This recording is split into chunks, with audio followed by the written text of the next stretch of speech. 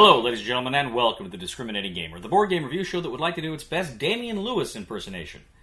Hello, I'm Damian Lewis from the TV show Billions. That's right, he never opens his mouth when he talks. Ladies and gentlemen, today we're going to go ahead and take a look at Nemo Rising from Wizkids.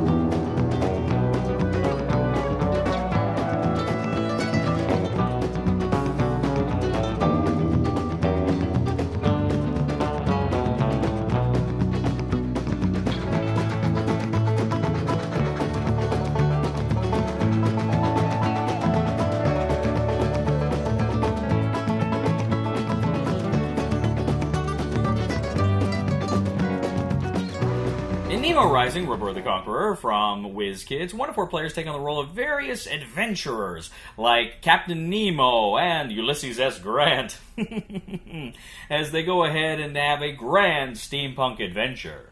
Essentially, the game board is a map of various locations. You've got spaces to move along hallways, if you will, and then you have several location spaces that are empty. You have to select which scenario you want. You can either pick kind of this Sky City adventure or this Undersea adventure. You mix up the tiles and you place those tiles on the board randomly. Now, the tiles themselves will say what you have to do in order to secure that location and then a reward. You cover up the reward until it's been secured. You're also going to go ahead and for that particular scenario, you're going to select 2 mission cards. And you put the mission cards up at the top of the board so you can kind of see what the criteria is for winning that specific scenario. Players start out in the start space, and you're also going to deal out a number of action cards in the play area, as well as threat cards underneath them. So you're going to have threat cards and action cards, and on your turn, essentially what you do is you're going to collect a number of action point tokens.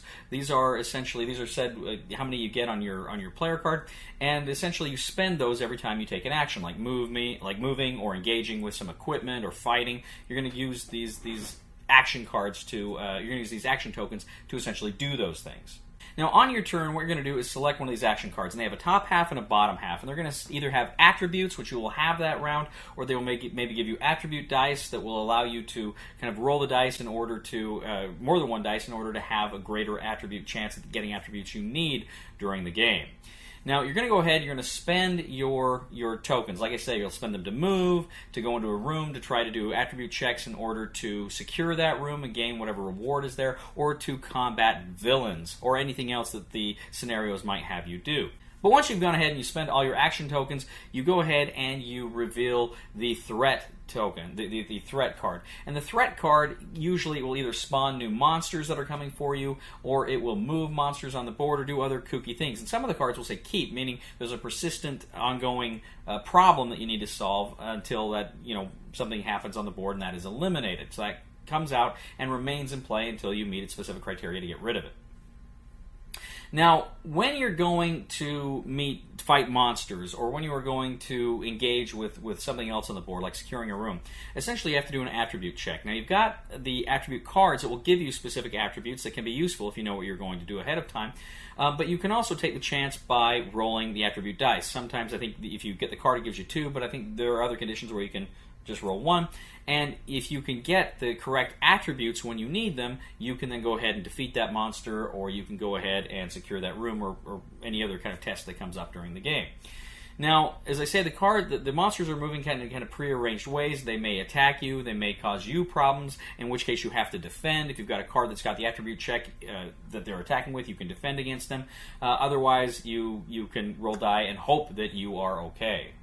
Now, during the course of the game, you'll also have opportunities to get gear cards. These will give you kind of specific bonuses, a lot of times like persistent attribute bonuses that you can hang on to, and some other goodies that will let you kind of manipulate the board or do things with your characters at certain times in the game.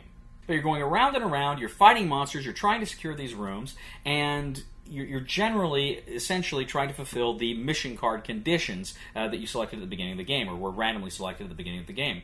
Now, you need to go ahead and fulfill those mission conditions. You need to go ahead and secure at least 4 of those rooms, and then all of the players need to make it back to the start space. So if you can do those things, if you can go ahead and fulfill the specific mission conditions of the card, if you can secure at least 4 rooms, and if you can make it back all the way to the start space, then the players win Nemo Rising. So Nemo Rising is a pretty, it's a fairly, in a lot of ways, it's a fairly light cooperative game.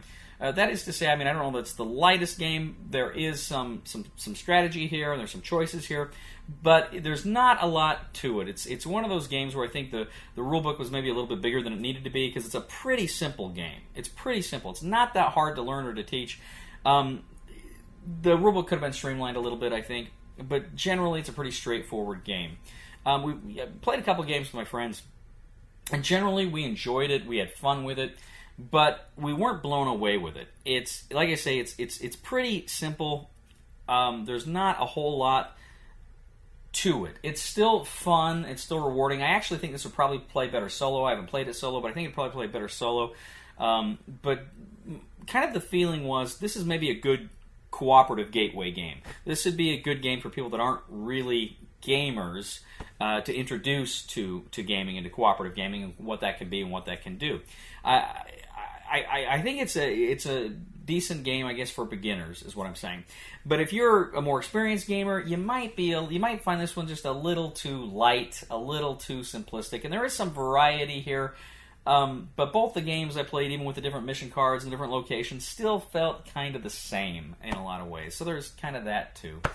Recommendation for the discriminating gamer is going to be try it before you buy it. It's not a bad game, but it's not a great game either. Thank you once again for joining us today on The Discriminating Gamer. As always, we ask you to please leave a comment for us on YouTube, on BoardGameGeek, on our Facebook page, or on thediscriminatinggamer.com. We ask you to please like us on Facebook, subscribe to us on YouTube, and follow us on Twitter. I gotta tell you, ladies and gentlemen, speaking of billions, a lot of people often tell me that I look like Paul Giamatti. But come on, if we looked alike, he'd be called Paul Giahatti. Please somebody help me on my feet again, and I don't know where I'm going, and I don't know where I've been. Please somebody help me on the solid ground. It's a long time, and I'll be dying. Once a year I wind up in the band. Bag. Dice. Roll. Dice Master. Look across the table, your opponent with his beady white eyes. And you start the game, a bag with 8 white die. You roll the dice, you're liking how this feels. Do not be deceived, this game is kill or be killed. So you buy some dice, and your heart beats faster. Is a paradise, or disaster? Is a coincidence that one die is called a die. But to be defeated might also be to die. As it escalates, pawns are defeated. Then you buy the die that you've always needed. Put it in the bag and hope that you select it. Strategy has dots, pray to God you can connect it. So you buy some dice and your heart beats faster. Red, blue, green, and purple, you're a real dice master.